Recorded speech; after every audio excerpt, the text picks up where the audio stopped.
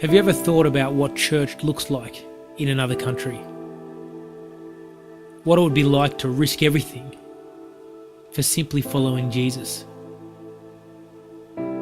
These are the secret believers.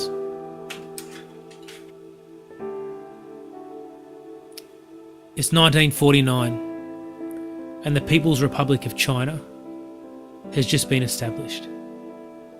China is ruled by a guy called Mao Zedong, an atheist and communist dictator who seeks to destroy Christianity at all costs. It is estimated that there are 1 million Christians in China at this point in time. And for the next 30 years, they face severe persecution.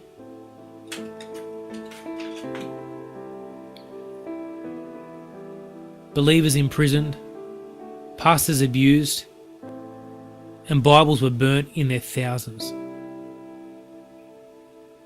By 1979, there was an estimated 10 million believers, and that number soon doubled to 20 million.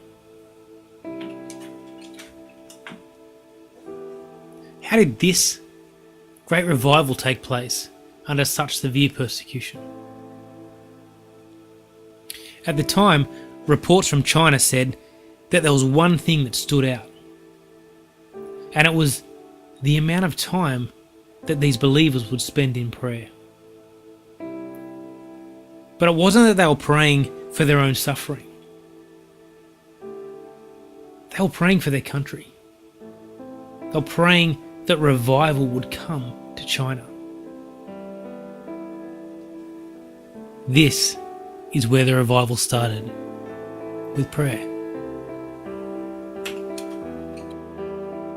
One of the things that really surprised Mao Zedong and his government was that this revival wasn't made up of old people. It was made up of youth and young adults. Young people who could not only see the problems with communism, but could also see the freedom that you could find in Jesus. There were so many believers in China, but nowhere near enough Bibles. Open Doors had a vision of delivering 1 million Bibles in one night.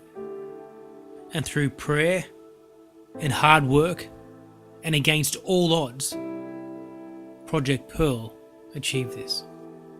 But there was still a thirst for Bibles. Over the last 30 years, Open Doors has delivered more than 40 million Bibles and pieces of Christian literature into China. Operations like Project Pearl have inspired Chinese Christians to begin printing their own Bibles in China. They now produce over 1 million Bibles a month. Today there are an estimated 80 million Christians in China, and there is no longer a Bible drought. But this isn't the end. There are new trials to overcome, new goals to reach, and more people who need to hear about Jesus. Christians are still being persecuted. House churches are still being attacked and shut down, with members beaten and imprisoned. But what if this revival has only just begun? What if we prayed for revival in other countries? Or revival in our country? Pray. Pray for the persecuted.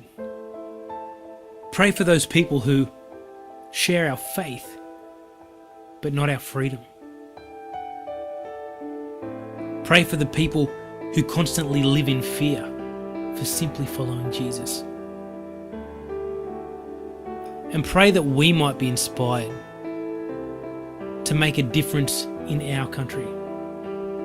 No prison, no border, and no door is closed to us when we pray.